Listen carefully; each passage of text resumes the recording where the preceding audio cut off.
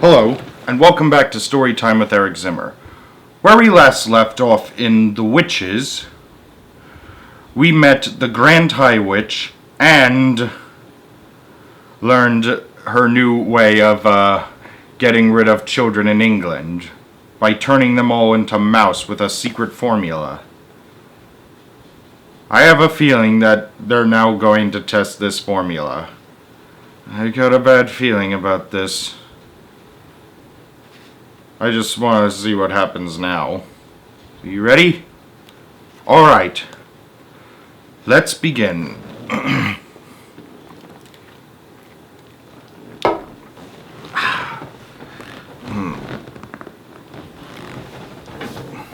Chapter 9. The Recipe. I hope you haven't forgotten that while all this was going on, I was still stuck behind the screen on my hands and knees with one eye glued to the crack. I don't know how long I had been there, but it seemed like forever. The worst part of it was not being allowed to cough or make a sound, and knowing that if I did, I was as good as dead.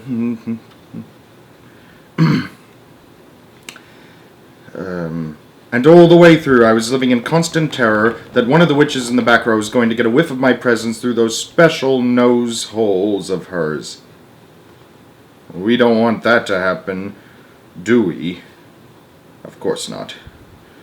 Anyways, my only hope, as I saw it, was the fact that I hadn't washed for days. That and the never-ending excitement of clapping and shouting that was going on in the room. The witches were thinking of nothing except the Grand High Witch up there on the platform and her great plan for wiping out all the children of England. They certainly weren't sniffing around for a child in the room. In their wildest dreams, if witches have dreams, that would ever have occurred to any of them. I kept still and prayed. The Grand High Witch's dreadful gloating song was over now, and the audience was clapping madly and shouting, "Brilliant! Sensational! Marvelous! You are a genius, oh brainy one! It is a thrilling invention, this delayed action mouse maker. It is a winner, and the beauty of it is that the teachers will be the ones who bump off the stinking little children. It won't be us doing it. We shall never get caught." "Witches are never caught," snapped the Grand High Witch. "Attention now. I want everybody's attention, for I am to be telling you what you must do to prepare Formula 86 Delayed Action Mouse Maker." Suddenly there came a great gasp from the audience.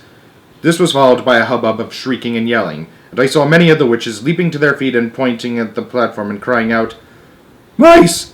Mice! Mice! She's done it to show us! The Brady one has turned 2 children into mice, and there they are." I looked towards the platform.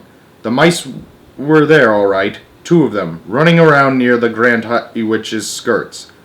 But these were not field mice or house mice or wood mice or harvest mice. They were white mice.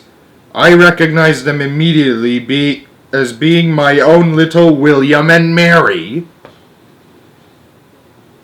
Oh no. "Why," shouted the audience, "our leader has made mice to appear out of nowhere. Get the mouse traps! Fetch the cheese!" I saw the Grand High Witch peering down at the floor and staring with obvious puzzlement at William and Mary. She bent over to get a closer look.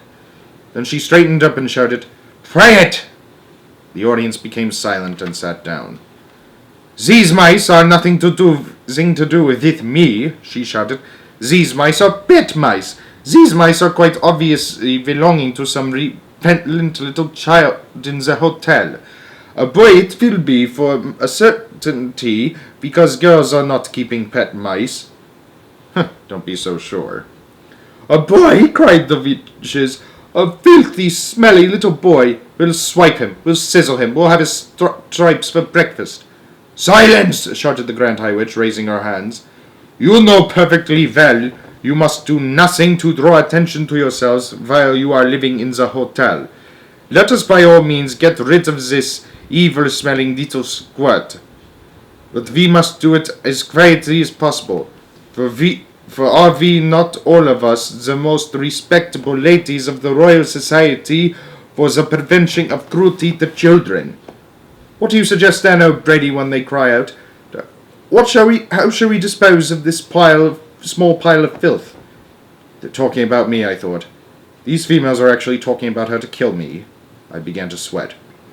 Whoever he is not important, announced the Grand High Witch. Leave him to me. I shall smell him out and turn him into a mackerel and have him dished up for supper. Bravo, cried the witches. Cut off his head and chop off his tail and fry him in the hot butter. You can imagine that none of this was making me feel very comfortable. William and Mary were running around on the platform, and I saw the Grand High Witch aim a swift running kick at William. She caught him right on the point of her toe and sent him flying. She did the same to Mary. Her aim was extraordinary.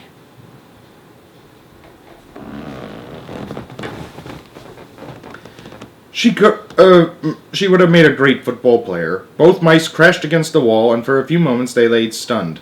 Then they got to their feet and scampered away. Attention again, the Grand High Witch was shouting. I will now give you the recipe for concocting Formula 86 Delayed Action Mouse Maker. Get out pencils and paper. Handbags were opened all over the room and notebooks were fished out.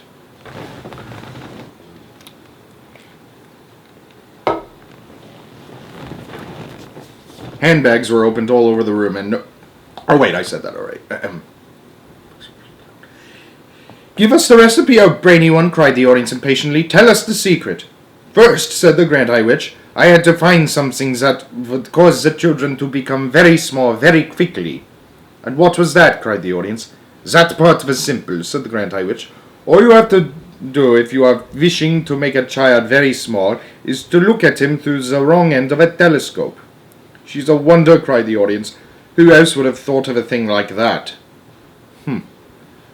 So you take the wrong ends of the telescope, continued the Grand High Witch, and you boil it until it gets soft. How long does that take? They asked her. 21 hours of boiling, announced the Grand High Witch. And while this is going on, you take exactly 45 brown mice and you chop off their tails with a carving knife, and you fry their tails in hair oil until they are nice and crisp. What do we do with all those mice who have had their tails chopped off? Asked the audience. You simmer them in frog juice for 1 hour, came the answer. But listen to me. So far I have only given you the easy part of the recipe. The really difficult problem is to put in something that will have a genuine delayed action result. Something that can be eaten by children on a certain day, but which will not start working on them until 9 o'clock the next morning when they arrive at school.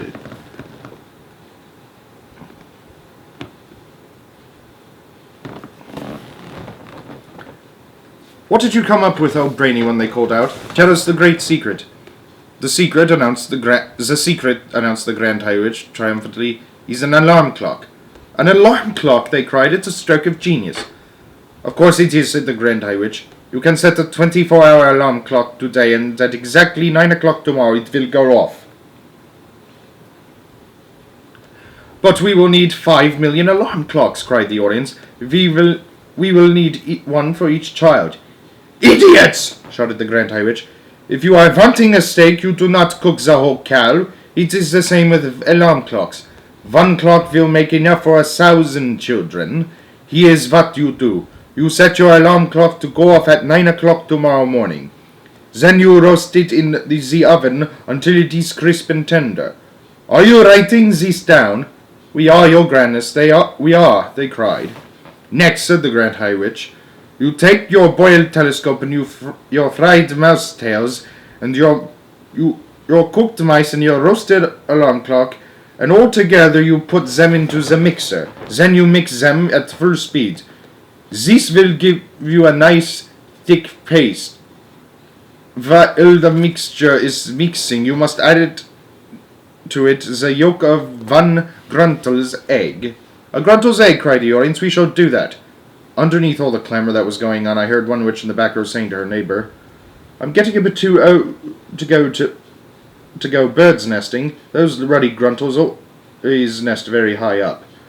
So you mix in the egg, the Grand High Witch went on, and one after the other you also mix in the following items. The claw of a crab cruncher, the beak of a blabber snitch, the snout of a grobblespat, and the tongue of a cat springer. I trust you are not having any trouble finding those. Not at all, they cried out. We will spear the blabbersnitch and trap the crab cruncher and shoot the grobble squirt and catch the cat springer in his burrow.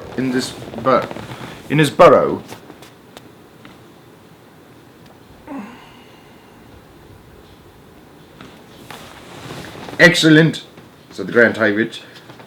Then you will have mixed everything together in the mixer, and you will have a most marvelous looking green liquid.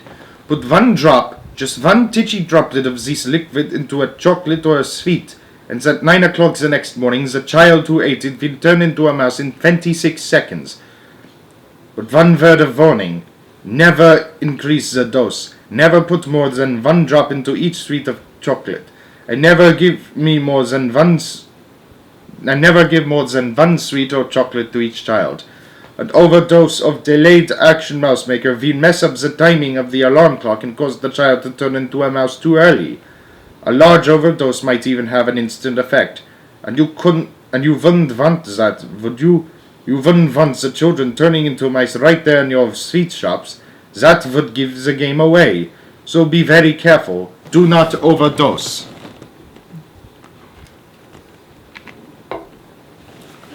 Chapter 10. Bruno Jenkins disappears.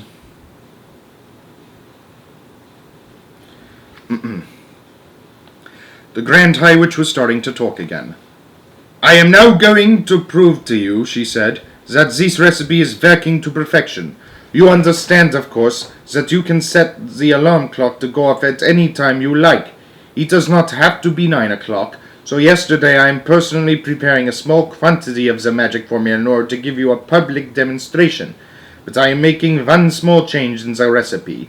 But I am roasting the alarm clock, and I am setting it to go off not at 9 o'clock the next morning, but at 3:30 the next afternoon. Which means 3:30 this afternoon, and that, she said, glancing at her wristwatch, is in precisely 7 minutes' time. The audience of witches was listening intently, sensing that something dramatic was about to happen. So what am I doing yesterday with this magic liquid? Asked the Grand High Witch. I will tell you what I am doing. I am putting one droplet of it into a very squishy chocolate bar, and I am giving this bar to a repulsive, smelly little boy who is hanging around the lobby of the hotel. The Grand High Witch paused. The audience remained silent, waiting for her to go on. I watched this repulsive little brute gobbling up the squishy bar of chocolate, and when he was finished, I said to him, Was that good? He said it was great. So I said to him, Would you like some more? And he said, Yes. So I said, I will give you 6 more chocolate bars like that if you will meet me in the ballroom, this hotel at 3:25 tomorrow afternoon. 6 bars? Cried this greedy little swine. I'll be there. You bet I'll be there. So strange is said, shouted the Grand High Witch. The proof of the pudding is about to begin. Do not forget that before I am roasting the alarm clock yesterday, I am setting it off for 3:30 today. It is now... She glanced again at her watch. It is now exactly 25 minutes past 3, and the nasty little stinker who will be turning into a mouse in 5 minutes' time should be, at this very moment, be standing outside the doors. And by gum, she was absolutely right. The boy, whoever he might be, was already rattling the door handle and banging on the doors with his fist. Quick! Shouted the Grand High Witch.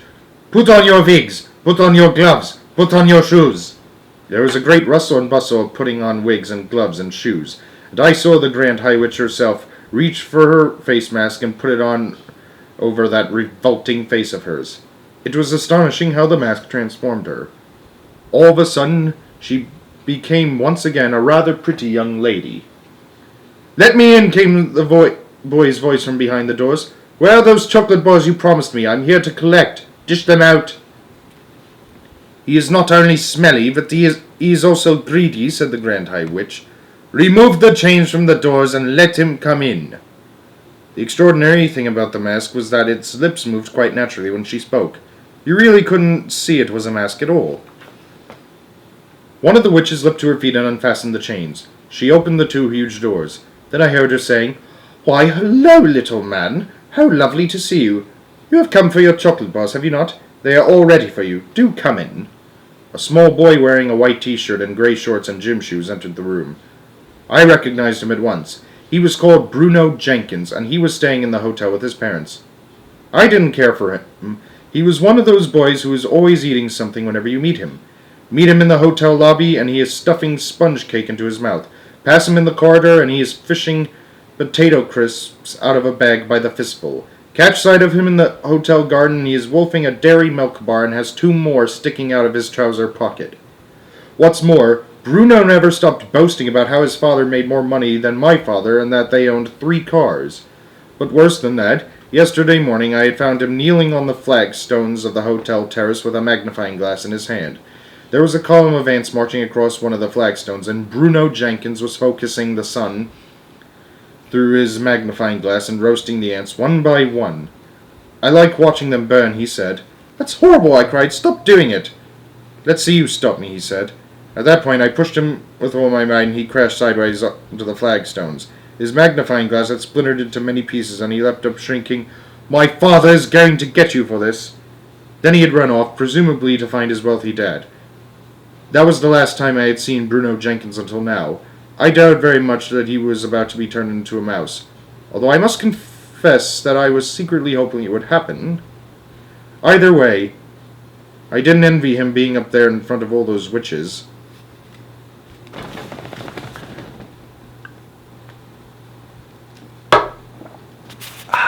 That's him.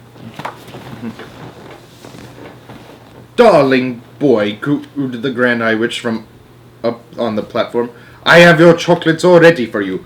Do come up here first and say hello to all these lovely ladies." Her voice was quite different now. It was soft and gentle and absolutely dripping with syrup. Bruno was looking a bit bewildered, but he allowed himself to be led on up onto the platform, where he stood beside the Grand High Witch and said, "Okay, where are my 6 bars of chocolate?" I saw the witch who had let him in quietly putting the chain back on the door handles. Bruno didn't notice this. He was too busy asking for his chocolate. "The time is now 1 minute before 3:30, announced the Grand High Witch. "What the heck's going on?" Bruno asked. He wasn't frightened, but he wasn't looking exactly comfortable either. "What is this?" he said. "Give me my chocolate." 30 seconds to go," cried the Grand High Witch, gripping Bruno by the arm. Bruno shook himself clear and stared at her. She stared back at him, smiling with the lips of her mask. Every witch in the audience was staring at Bruno. 20 seconds, cried the Grand High Witch. "Give me the chocolate," shouted Bruno, suddenly becoming suddenly suspicious.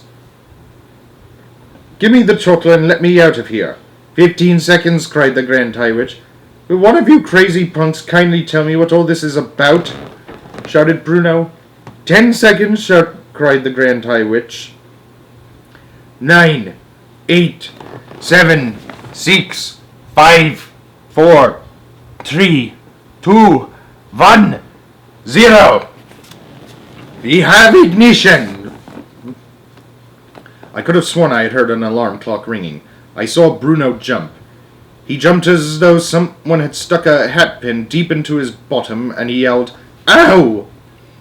He jumped so high that he landed on a small table up there on the stage, and he started hopping about on the top of his table, waving his arms and yelling his head off. Then suddenly he became silent. His whole body stiffened. "The alarm has gone off!" shrieked the Grand High Witch. "The mouse maker is beginning to work!" She started hopping about on the platform and clapping her gloved hands together, and then she shouted, "This smelly brat, this filthy scum, this horrid little louse, will very, very soon become a lovely little mouse." Bruno was getting smaller by the second. I could see him shrinking. Now his clothes seemed to be disappearing, and brown fur was growing all over his body. Suddenly he had a tail, and then he had whiskers. Now he had 4 feet. It was all happening so quickly. It was a matter of seconds only, and all at once, he wasn't there anymore. A small brown mouse was running around on the tabletop. "Bravo!" yelled the audience. "She's done it! It works! It's fantastic! It's colossal! It's the greatest yet! You are a miracle, brainy one!" They were all standing up and clapping and cheering, and the Grand High Witch produced a mousetrap from the folds of her dress and started to set it. Oh no, I thought. I don't want to see this. Bruno Jenkins may have been a bit of a stinker, but I am dashed off if I want to watch him having his head chopped off. There's he, snapped the Grand High Witch, searching the platform. Where's that mouse gotten to? She couldn't find him. Clever Bruno must have jumped off the table and scampered off into some corner or even down a hole. Thank heavens for that. It matters not, shouted the Grand High Witch. Silence! And sit down!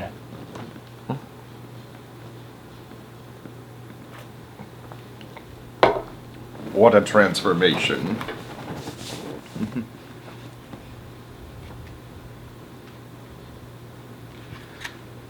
Chapter 11. The Ancient Ones. The Grand High Witch stood on the very center of the platform, and those dangerous eyes of hers traveled slowly around the audience of witches who were sitting so meekly before her. All those Evan-D, put up your hands, she shouted. She barked suddenly. 7 or 8 hands went up in the air. It comes to me, said the Grand High Witch, that you ancient ones will not be able to climb high trees out of gruntle eggs. We won't, your grandness, we afraid we won't, chanted the ancient ones. Nor will you be able to catch the crab crow lives high up on rocky cliffs, said the Grand High Witch went on. I can't exactly see you sprinting after the speedy cat springer either, or diving into deep waters to spear the babbersnitch, or striding the bleakmoors with a gun under your arm and shoot the grubblesweat. You are too old and feeble for those things. We are, chanted the ancient ones. We are. You ancient ones have served me well over many years, said the Grand High Witch, and I do not wish to deny you the pleasure of bumping off a few thousand children each just because you have become old and feeble. I have therefore prepared personally with my own hands a limited quantity of delayed action mouse maker, which I will distribute to the ancient ones before you leave the hotel. Thank you, cried the old witches. You are far too good for us, your grandness. You are so kind and thoughtful. Here's a sample of what I am giving you, shouted the Grand High Witch. She fished out a pocket of her dress and brought out a very small bottle. She held it up and shouted, In this tiny bottle is 500 doses of mouse maker. It is enough to turn 500 children into mice. I could see the bottle was made of dark blue glass and that it was very small, about the same size as the ones you can buy at the chemist with nose drops in them. Each of you ancient ones will get 2 of these bottles, she shouted. Thank you, O most generous and thoughtful one, chorused the ancient witches. Not one drop will be wasted. Each of us will promise to squish the squallop and squiggle 1,000 children. Our meeting is over, announced the Grand High Witch. Here's a timetable for the remainder of your stay in this hotel. Right now we must all go out onto the Sunshine Terrace and have tea with that ridiculous manager. Ridiculous, that's an understatement. Next at 6 o'clock tonight, those witches who are too old to climb trees after gruntle's eggs will report to my room and receive 2 bottles each of mouse maker. My room number is 454. Do not forget it. Then at 8 o'clock, all of you will assemble in the dining room for supper. We are the lovely ladies of the RSPCC, and they are setting up 2 long tables specially for us. But do not forget to put the cotton plugs up your noses, that the dining room will be full filthy little children, and without your nose plugs the stink will be unbearable. Apart from that, remember to behave normally at all times. Is everything clear? Any questions? I have one question, your grandness, said a voice in the audience. What happens if one of the chocolates we are giving away in the shops gets eaten by a grown-up? That's just too bad for the grown-up, said the Grand High Witch. The meeting is over, she shouted. Out you go. The witches stood up and began gathering their things together. I was watching them through the crack and hoping to heaven they would hurry up and leave so that I might be safe at last. Wait! Shrieked one of the witches in the back row. Hold everything! Uh-oh. Her shrieking voice echoed through the ballroom like a trumpet. All the witches suddenly stopped and turned towards the speaker. She was one of the taller witches, and I could see her standing there with her head tilted back and her nose in the air, and she was sucking in great long breaths of air through those curvy pink sea-shelly nostrils of hers. "Wait!" she shouted again. "What is it?" the others cried out. "Dogs dropping!" she yelled. Just then I caught a whiff of dogs' droppings. "Surely not!" the other shouted. "There couldn't be." "Yes, yes!" shouted the first witch. "There it is again! It's not strong, but it's there. I mean, it's here. It's definitely somewhere not too far away." "What is going on down there?" shouted the Grand High Witch, glaring down from the platform. "Mildred's just caught a whiff of dog's droppings, your grandness," someone called back to her.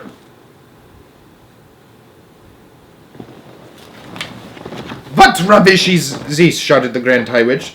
"She has dog droppings on the brains. There are no children in this room." "Hang on," cried the witch called Mildred. "Hang on, everybody. Don't move. I'm getting it again." Her huge curvy nose holes were waving in and out like a pair of fishtails. "It's getting stronger. It's hitting me harder now. Can't the rest of you smell it?"